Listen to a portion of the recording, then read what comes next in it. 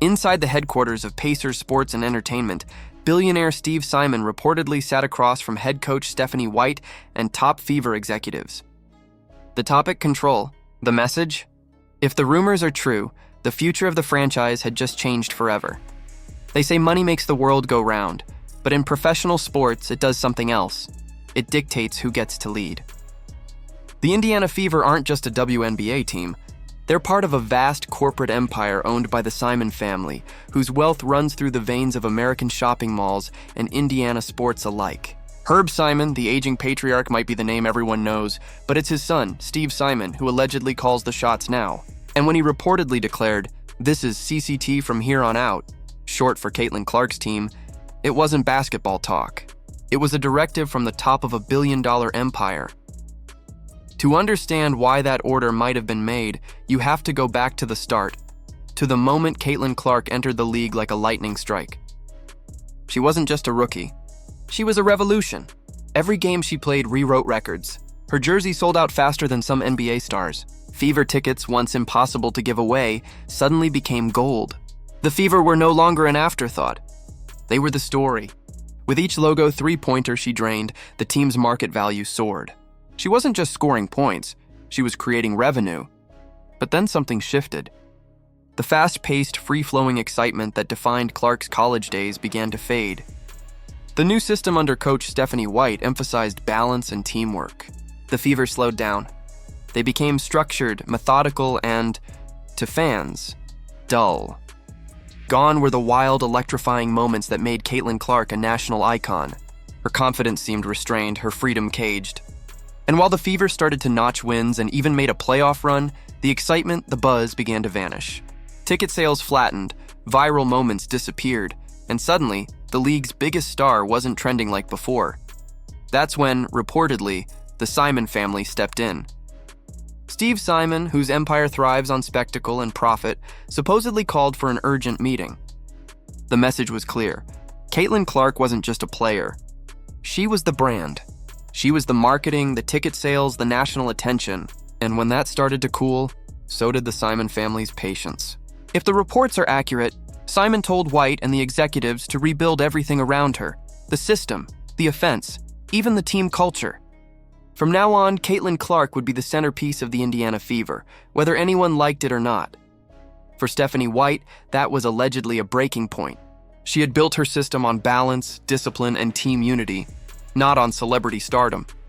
The idea of tossing that away for one player reportedly made her furious. But when your boss is a billionaire, there's not much room for debate. The rumor goes that Simon simply told her, "You don't have to like it, but that's the way it is." It was a corporate checkmate, and the room fell silent. After that supposed meeting, the evidence began to surface. Interviews with White suddenly emphasized teamwork while praising Kelsey Mitchell as the team's priority. Yet, fans noticed the disconnect. The energy between Clark and White seemed off. Commentators whispered about friction in the locker room, and podcasters picked apart every press conference like detectives at a crime scene. It wasn't just about basketball anymore. It was about control. Was Stephanie White running the team, or was Caitlin Clark? Or more accurately, was Steve Simon running it through her? The Fever's identity seemed to split in two. On one side was White's vision, a disciplined, equal opportunity offense where no single player was above the system. On the other side was Simon's vision, a Caitlin Clark-driven entertainment machine designed to fill seats, spike ratings, and sell merchandise. Because in modern sports, the line between winning and profitability isn't always the same. And the Simon family didn't build their empire by leaving money on the table. Now, let's be honest, none of this has been confirmed publicly. But in sports, silence often speaks louder than statements. Nobody's denying the rumors. Nobody's addressing them either. And that vacuum of truth has fans connecting dots that lead to one clear conclusion. Caitlin Clark isn't just the face of the Fever. She is the Fever. Think about the power dynamics at play. A 90-year-old billionaire passes control of his empire to his son. A 22-year-old rookie walks into the WNBA and changes everything. Attendance, sponsorships, television contracts, all of it. A coach, respected and successful, suddenly finds her authority questioned.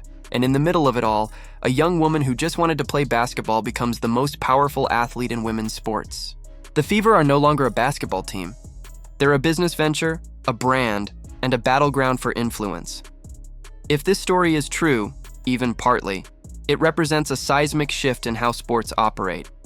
For the first time, a player in the WNBA might hold real control not because of a contract, but because of economic gravity.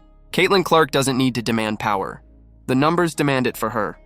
Every sold-out game, every viral highlight, every sponsorship deal with her name on it gives her leverage most athletes never touch. The Simon family knows it. The league knows it. And so does every player sharing that locker room. But power, especially new power, always comes with consequences. If the next season truly is CCT, how will that play out inside the Fever's walls? Will Stephanie White adapt her system to unleash Clark's full potential, or will this clash end her tenure as coach? How will teammates like Kelsey Mitchell and Aaliyah Boston handle the shift in spotlight? Will they rally behind the star, or resent her for what she represents? The truth is, this story isn't over. It's only getting started. What's undeniable is that Caitlin Clark has already changed the WNBA forever. She brought in fans who never watched before. She put women's basketball on primetime TV. She made the Indiana Fever, a team once buried in obscurity, a household name. And if the whispers are true, she's now influencing decisions far above her pay grade. Not through scandal or ego, but through sheer impact. Caitlin Clark didn't just join a team. She became the team. The Fever may still be listed under Pacers Sports and Entertainment, but make no mistake, in Indiana right now, the true CEO wears number 22. And maybe that's the biggest story of all. A young athlete rewriting not just how the game is played, but who holds the power to define it. So, what do you think? Did Caitlin Clark truly take control of the Fever? Or is this just another case of fans reading between the lines? Is the WNBA ready for a player with that kind of influence, or will the old guard push back? Let's talk about it in the comments.